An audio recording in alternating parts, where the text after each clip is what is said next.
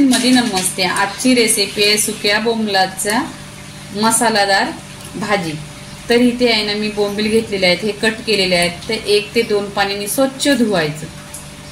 लोखंडी तवा घ्यायचा, तुमच्याकडे तवा असला तर तवा घ्या, नाही तर कढईमध्ये पण चालेल. इथे 1 चमचा तेल टाकलेलं आहे. 1 चमचा तेल टाकलेलं आहे आणि आपण स्वच्छ हे बोंबील 1 ते 2 पाण्याने धुतलेले आहे. ते तेलावर आहे ना परतून घ्यायचं, म्हणजे त्याला वास खूप बट असतं, काही येत नाही आणि तेच 1 नंबर लागतं.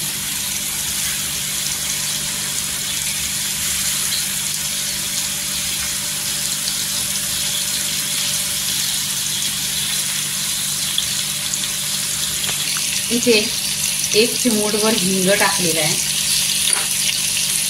अर्धी चमचा हळदी पावडर टाकायची आणि चवीनुसार मीठ टाकायचं. अर्धी चमचा मीठ आहे ते याच्यावर टाकून घ्यायचं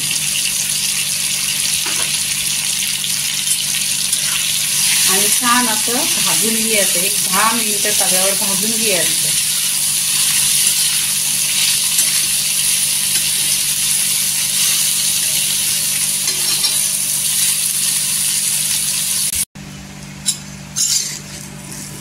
इथे बघा तव्यामध्ये असं भाजायचं पूर्णपणे आहे ना, ओलसरपणा आहे ते सुकला पाहिजे आणि असा कलर, असा गोल्डन कलरवर भाजून घ्यायचं पूर्णपणे. बोंबील बघा इथं भाजलेले आहेत, असं भाजून घ्यायचं तव्यामध्ये.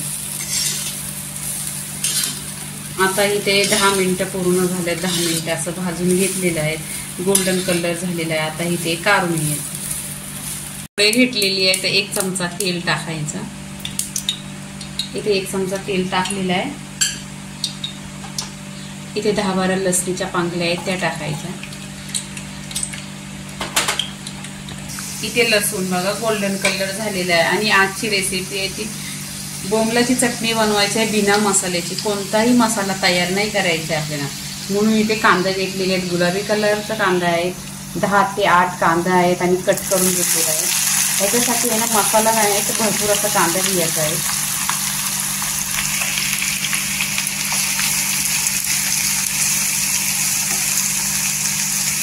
इथे कांदा तेलावर परतून घ्यायचा.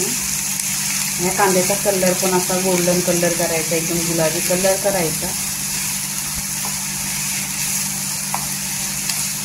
नाही इथे बघा अशी तुम्ही आहे ना कधीच सुक्या बोंबलाची रेसिपी तुम्ही कधीच अशी खाल्ली नसते.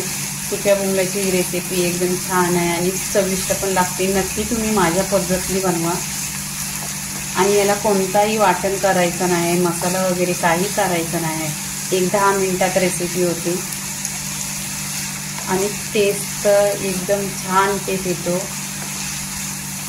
इथे कांदा गोल्डन झालेला आहे बघा, कलर असा गुलाबी झालेला आहे. तर इथे 1 चमचा आहे ना हा कांदा लसूण मसाला आहे तो टाकायचा. तेलावर छान असा परतून घ्यायचा. इथे तेलावर परतलेला आहे.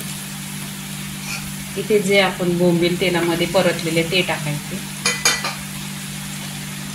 इथे त्याच्यावर कोथिंबीर टाकून घ्यायची आणि तेलावर आहे ना मिक्स करायचं, परतून घ्यायचं.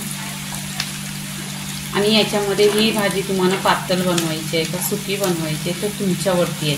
पाण्याची क्वांटिटी किती टाकायची आहे. मी पाणी इथं बॉईल करून घेतलेलं आहे, तुम्ही पण बॉईल करून घ्या. बॉईल पाणी करून घेतलेली ना छान शिजते पण आणि तरी पण छान येते आणि गॅस पण बचत होते.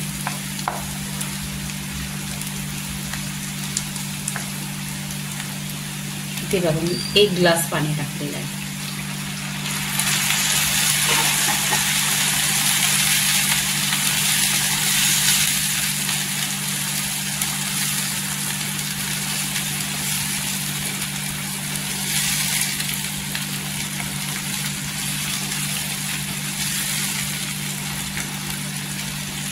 इथे गॅस स्लो करायचा आणि ढक्कन लावायचा आणि 10 मिनिटं आहे ना स्लो गॅसवर ही भाजी शिजवून घ्यायची.